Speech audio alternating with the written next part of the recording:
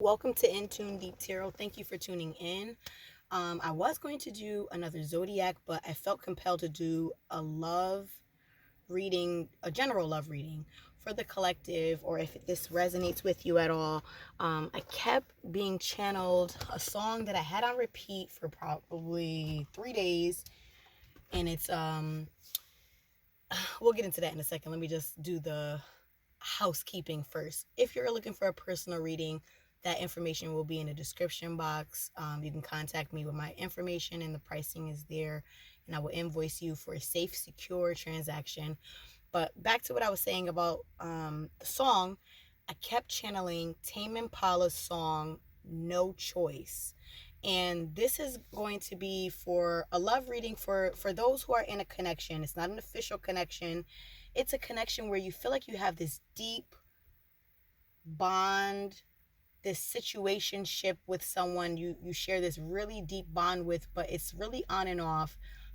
There's nothing really concrete about it, but you just feel so connected to them. And life has gotten in the way. There's circumstances that kind of hold you from being together, but you still share this same bond. You still talk to them from time to time. There's no love between the two of you, but there's still this strong pull and this strong love there. There's no hate or anything like that, but it's just like this unexplained bond. What's the word? There's another word for it. It'll come to me in a second, but I just feel like there's just something there. And anyway, in the lyrics of the song, it says, "It doesn't matter if I want to find someone new. At the end of the day, I have no choice." Right? So it's like, some of you may feel like them or you, it could be interchangeable, may feel like they have no other choice but to move on, because it's nothing that we can do about this love, nothing we can do about these feelings, nothing we can do about the deep feelings that we feel for right now. And as I was saying, that this card came up, camera, reminiscing, keepsake, perception, learn from the past, and making memories. I feel like you are reminiscing about memories from this person currently. You're thinking about them, looking at their pictures, listening to music that reminds you of them. You are just sitting and wishing that things weren't what they were at this current time. These just completely just fell out of my hand. 1 second. We have the runner, and it says, runner in a codependent relationship, fear intimacy, listening to the ego. So there may be some sort of, maybe it could have been now or in the past, someone was listening to their ego, someone was scared of intimacy, or there just was something. But and now again we have photograph and camera. So listening to your looking at your photos, missing you, nostalgia, making new memories. And then I was going to say listening to your, but maybe that was listening to your voice. Maybe there's saved messages. And you have this feeling with the Grim Reaper at the bottom of the deck. The relationship is over, no second chances. Grow and transform your life. So like I said, it's all evident of everything I was feeling from that song. It doesn't matter if I want to find someone new. At the end of the day, I have no choice. So it's like you have to move on from this situation, but your heart is and your soul is still connected in this soul connection. You almost feel like this person has this unique pull on you where you never actually had this before. And first card we have is the Fool. And in this card, it's like, you would love to take that leap of faith toward this person. You would love to, why not seal the deal with someone you have such a strong love and connection for? I'm going to go to the book because I really, really love the interpretations of the Somnia companion book. And shout out to Respect the Deck for buying this for me.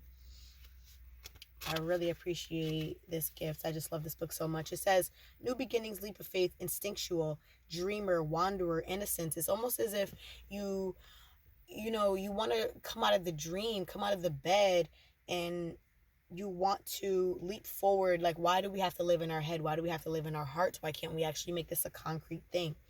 And here it says, the fool, once previously bound, now cuts the ties to his bed, thus beginning a voyage into the unknown. A burdensome anvil and coarse ropes attempt to anchor the fool to the room's confines. The full and liminal state between sleep and consciousness is guided by an unseen force into the mist. With a dream journal in hand, he is ready to document his experiences.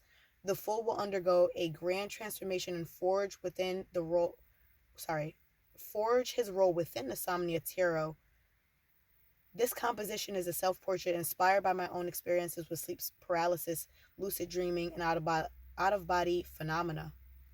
The characters in the Somnia Tarot are conjured from the entities that I met in my dreams and document in my journals. This faux bedroom scene was constructed by the Marshlands Edge on Long Island, New York. This really speaks of, you may really be dreaming of this person, daydreaming of this person. When you close your eyes for a split second, you may almost like feel the presence of this person the last time you've seen them, or the last time you were in contact with them physically. And it's like your mind keeps playing this over, and you keep having this lucid dream sort of, you're in this lucid dream sort of state where you just keep picturing them. And it's almost like you want to cut the confines of it all, because it's twofold here. You want to cut the confines because you want to loosen yourself from this feeling that of someone who you can't have, and you want to be set free. But at the same time, you want to come out of the dream state and come into the 3D and like make it happen. And I feel like this is a mutual feeling between the two of you, but it's just like not something that you can do. And so the only thing you can do is just sit and ponder and think about, old memories and conversations that you had. The Lovers, it's almost like the two of you have had a choice of some sort. You had to choose between, this is not going to be fitting for my life right now. So I had to choose another partner because, we're both in two separate situations, or, we're not really supposed to be together. So, The Lovers is about a choice in love. I'm going to read from the book again because I haven't read this book in a long time, and it just really gives really good keywords and descriptions of the scene. Lovers, it says relationships, choice, perpetual bond, cooperation, love versus infatuation, and trust. There's deep trust between the two of you, and it's like this is a partnership where it's definitely divinely orchestrated, with this smoke, this ladder up to the unknown, up to the heavens, or coming down from the heavens. It's definitely something that is being overseen by the divine, and it's such a deep bond. Like I could feel it physically in my chest. Like I know a lot of you, when it comes to this, you'll know if this message is for you. You feel this person sometime when you haven't even touched or talked to them or seen them in a long time. You can just think of them, and you feel like this ache, or this deep feeling in your heart area or your heart chakra. I'm going to read it. It says, standing before a ladder to the heavens, the lovers convey the complexities of a perpetual bond between two humans who are ephemeral in their corporal bodies. It is only until the lovers see beyond their death in the physical world that their union remains unbroken, rather fortified by the forces of beyond. Even when surrounded by earthly disruptions of temptation, lust, and confusion, the lovers will triumph over adversity through communication, cooperation, and forgiveness. The lovers, bound at the wrist, are faced with the path to the spirit world. They are confronted by the reality that they must eventually sever the ties between their bodies, only to meet again in the afterlife. I'm telling you, this feeling that I got from this song, the feeling that I got in my chest right now reading this energy, it's so crazy. And like I said, it seems as if like the two of you aren't supposed to be together for some sort of reason. It could be a coworker you're not supposed to date within, a workspace, or it could be someone who, and I'm not condoning anything toxic, but it could be someone who you had some sort of bond with, but the two of you are in something different. I'm going to read on a little bit more. It says, the traditional symbolism of the lovers is expressed through a fourfold motif: an apple that echoes the forbidden fruit, a coiled rope that suggests a serpent, verdant trees that elude the Garden of Eden, an ascending ladder coupled with a mysterious plume of smoke that invoke the divine. The scissors may also imply temptation or severed relationship, suggesting a way forward for individuals both in marriage and close friendship. So this may be a close friend as well. It may not be romantic. It may not even graduated to romantic feelings, but it's a friendship, romantic feeling vibe in this completely. It says the two characters dressed in formal attire will transform in the Devil's card, where they appear disheveled and laden with the miseries of the world. So I wouldn't be surprised if the Devil card actually came out, which is the opposite of the Lover's card, which can talk about obsession. It could talk about codependency, fear, and a whole lot of things that are bound. And here we go with the Two of Wands. I'm only like literally just touching the deck, and these cards are just flying out. So you know that the message is divine here. It just feels that way. The Two of Wands also talk about some sort of choice and having to make some sort of choice, as this person is looking to the moon, which maybe they're tapping into. The moon symbolizes emotions. Maybe this is speaking of some sort of emotions, and you had to make an emotional decision, maybe emotionally tied to a certain decision. Maybe it's not really one that you wanted to make, or you had to make a decision not based on emotions. Take it as it resonates. You want victory in this situation. Of course you would. Why wouldn't you want victory in a situation where, you have such this love and bond for someone? But, again, it's that lover's energy where it's something about it is very forbidden, and it's like you can't have it, either never or not right now. But it feels like not right now. Maybe there's some sort of leveling up that needs to happen, some sort of maturity, some sort of spiritual journey or maturity. But the two of you, it's like you may come together for some sort of project or some sort, or the two of you just feel like, no matter what, no matter the distance, no matter, no matter what, no matter what I go through or what I have or what I don't have, I'm still sitting and pondering on that energy between the two of us. More divine messages. The two of you have this deep spark between the two of you. It's like maybe this person makes you feel like you want to be a better person. You to them to you, or maybe the both of you, when your energy comes together, when you're linked together, you just feel so inspired to do better in life. But right now, since the two of you aren't together, the two of you may have experienced some sort of feeling abandoned by the situation, or not wanting to be abandoned. Maybe there had to be some sort of choice that had to be made with this card falling under the Two of Wands, that you just couldn't be together right now. But I feel like there's some sort of tie, some sort of spying that happens. Maybe the two of you peek at each other's social media just to keep tabs on one another.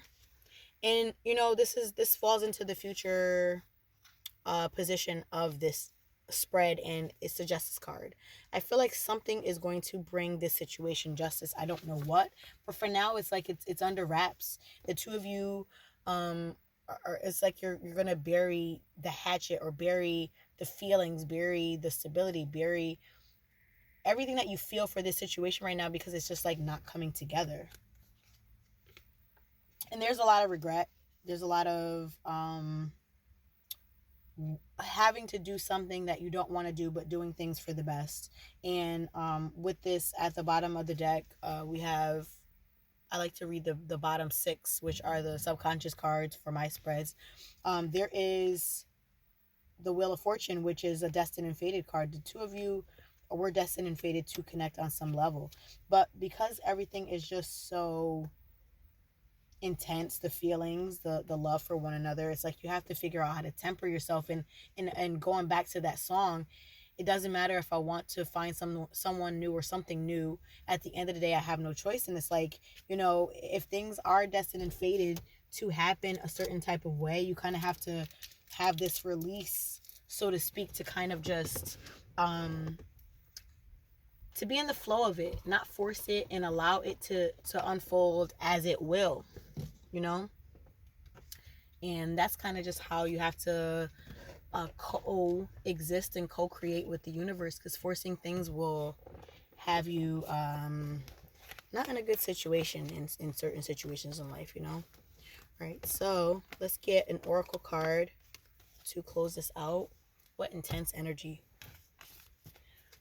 Wow. Okay, so I'm going to do an archetype oracle. Haven't done one of these in a very long time. One of my favorite decks from Kim Krans. Let's see what comes out. The prayer. Wow.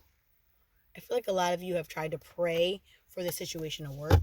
Pray for guidance and pray the situation away because it was so intense at times. I'm going to read it from the book because Kim Krans always has such amazing interpretations of her cards. The prayer, the worship, the reverence, the homage. Experiment with the act of bowing down. Nearly all spiritual traditions make a practice of prostration. Every song, kiss, breath, word can become a prayer. It is a feeling, not an action. Consider the ancient mantra Ang Namo Guru Dev Namo. I bow to the creative consciousness within. I bow to the teacher within. What is prayer? When we are in a state of prayer, and when we are not, to whom or what do we pray? Archetypically, the practice of prayer has been with us since the dawn of time as a remedy for the omnipresent self-centered thinking that spins us toward illusion. Excuse me, I'm still losing my voice. Prayer leads us beyond our ego as we move from our little story to a big one. Some say we are in a state of prayer anytime we are not the center of our own thoughts. Others say prayer is a natural result of gratitude. Perhaps it is simple surrender. We were just talking about surrender right before this card came out. Holy crap. We were just talking about surrendering to the divine, surrendering to what is, and kind of just, not having control over the situation. It says, perhaps it is simply surrender or service. Whatever prayer is for you, this card reminds you of its importance. Get quiet, low, humble, and soft. Bow and touch the ground as your heart lifts to the sky. Though it may be uncomfortable, it is time. Nothing else will do. The when light, offering to be of service, asking for guidance. When dark, expecting results, in self-aggrandizement. I'm not sure if I said that word right. Go deeper, ask to be of service. So these intense feelings that you feel for this situation, you can still just have it and lock it away in your heart. And you can also use that and disperse it within yourself. Disperse it for it to be self-love. Give that same love that you have for the situation for that person. Make sure you're also showering yourself with that love, and also actually disperse that into the earth, into your services.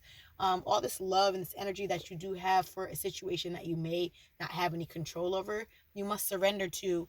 Otherwise, you're going to really come out of alignment, and you want to be in alignment, because otherwise you're going to have this feeling of entitlement. You're going to be expecting things, and none of us have control over situations or control over people, so we have to be very careful when it comes to this type of energy. And all of this love and service and feeling that you have, this card is actually asking you to pray and to ask how you can be of service to someone else. That could be, volunteering your time, babysitting, spending time with the elderly, spending family time, spreading that love that you have, just dispersing it outward toward other people.